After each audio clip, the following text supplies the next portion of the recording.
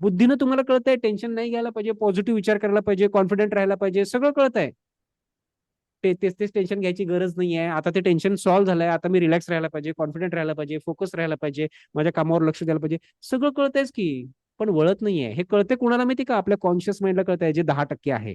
ज्याला खरं खोटं यातला फरक कळतं, ते कॉन्शियस माइंडला सगळं कळतंय. कॉन्शियस माइंड म्हणजे काय? थोडक्यात बुद्धी. त्याला सगळं कळतंय, चांगलं वाईट काय आहे, काय विचार करायला पाहिजे, काय विचार नाही करायला पाहिजे, सगळं कळतंय. पण त्याची ताकद 10%च आहे. सबकॉन्शियस माइंडची ताकद 90% आहे. येस, 90% ताकद आहे. मग त्यामुळं ऑब्व्हियसली काय होतं, ह्याची ताकद 90% असल्यामुळे काय होणार?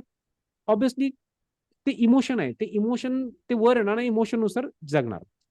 असं अमेरिकेची एक हार्ट मॅथ इन्स्टिट्यूट आहे. तर त्यांनी रिसर्च केला. विचारांची ताकद आणि भावनेची ताकद. तर समजा एक विचार आहे. लॉजिक एक विचार आहे. तर विचाराची ताकद समजा जर 1 ग्रॅम असेल, तर इमोशनची ताकद त्याच्यापेक्षा 5,000 गुणा जास्त. म्हणजे विचारांची ताकद 1 ग्रॅम, तर इमोशनची ताकद 5,000 गुणा जास्त. म्हणजे जी काही भीती वाटतेय, एन्झायटी आहे, त्याची ताकद 5,000 गुणा जास्त. दुःख आहे, दुःखाची भावना आहे, हर्टची भावना आहे, एन्झायटी आहे, स्ट्रेस आहे, रागाची भावना आहे. त्यामुळेच भडका उडतो. 5,000 गुणा जास्त आहे. त्याच्यावर काम करणं गरजेचं आहे. आजची ती खूप खूप गरज आहे आजची. येस, खूप गरज आहे.